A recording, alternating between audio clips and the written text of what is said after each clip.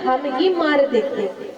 और एक मनुष्य वो है कि जब वो मर जाता है 10 लोग पीछे अर्थी में जा रहे हैं तो रोते जाते हैं कि अरे भैया बड़ा धन्यात्मा था, बड़ा पुण्यात्मा था, बड़ा अच्छा था, बहुत अच्छे कर्म थे। तो ये प्रभाव किसका है? ये प्रभाव है कर्मों का। बोया पेड़ बबूल का और आम कहां से खाए। मान लीजिए हम लोग खेती करते हैं, अब अगर बबूल का बीज लगाया है तो क्या मिलेगा? बबूल मिलेगा। और आम लगाया है तो आम खाने को मिलेगा।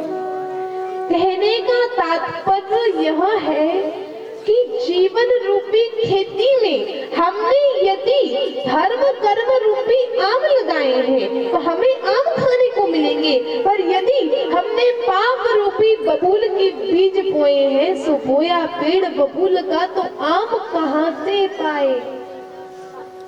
भला हमें अच्छे फल की प्राप्ति कैसे हो जाएगी?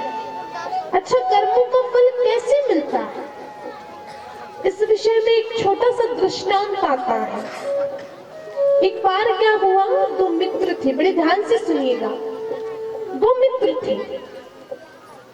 एक मित्र बड़ा धर्मात्मा था, बड़ा अच्छा था, मन में सबके प्रति दया थी, जो मिला उसमें संतोषी थी, धर्म कर्म से जुड़ा था।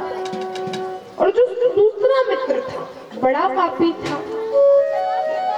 अरे महाराज दया नाम का तो उसमें शब्द नहीं था। एक बार दोनों जा रहे थे तो उन्होंने देखा बारिश का समय था, बड़ा भयंकर कीचड़ हो रखा था। उन्होंने देखा कि रास्ते में एक गाय कीचड़ में फंसी हुई है। गाय कीचड़ में फंसी जोर जोर से रंभा रही है, मानो वो चिल्ला रही हो, पुकार रही हो कि मुझे यहाँ से निकालो, रंभा रही है जोर से। दोनों के दोनों पास में गए तो एक मित्र बोला अच्छा है गाय फंसी है, वरना मेरे नए कपड़े कीचड़ में गंदे हो जाते। उसने गाय के ऊपर पांव रखा और उस पार पहुंच गया। दूसरा मित्र बोला अरे भाई ऐसा नहीं करना चाहिए, गाय हमारी माता है और माँ के ऊपर कभी पैर नहीं रखा जाता, माँ को कभी पैर की ठोकर नहीं दी जाती। ऐसी संतान को धिक्कार है जो माँ को पैरों से ठोकर मारे। उसने पूरा कीचड़ में लुटपुट हो गया। अब गाय है, कोई छोटी मोटी चीज हो तो उठा के अपन एक तरफ रख दो, इतनी अच्छी बड़ी गाय, अब उससे कौन उठे, उससे कौन निकले, पूरा कीचड़ में हो गया, पूरा लुटपुट हो गया। पर उसने गाय को निकाल दिया।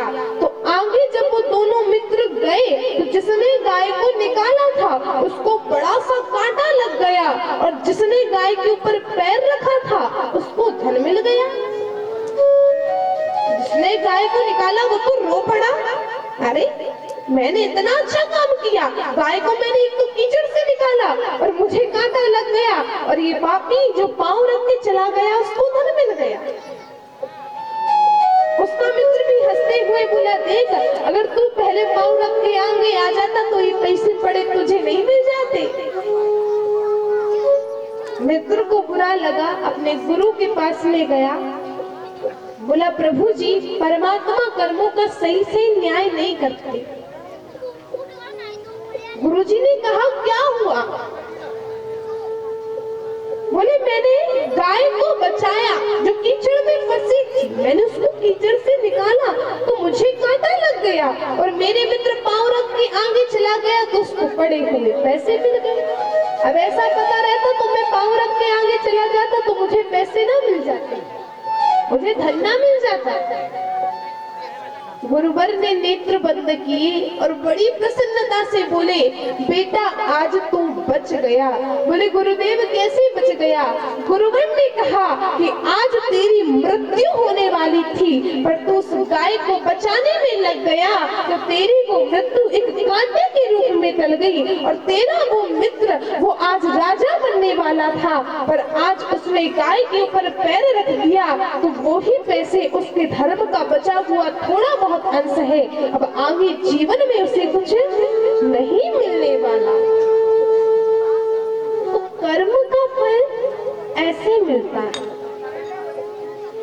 हमें भगवान बता के नहीं देता। संसार में इंसानों की आदत है, देते एक बार है, बोलते 10 बार है।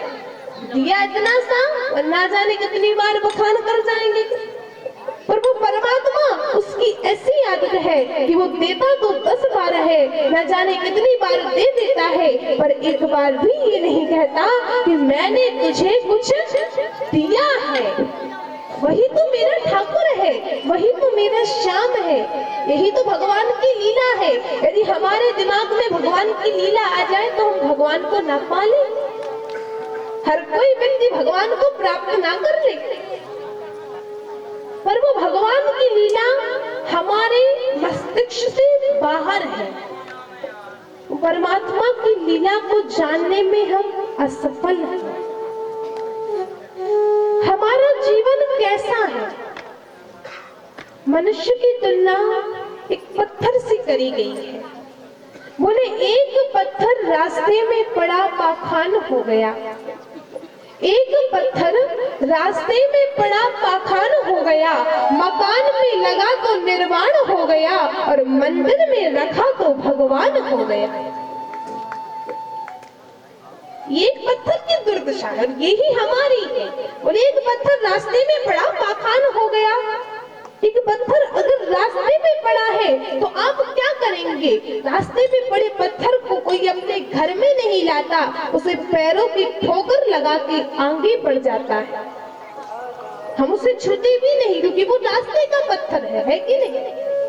बोले एक पत्थर रास्ते में पड़ा पाखान हो गया, बोले मकान में लगा तो निर्माण हो गया।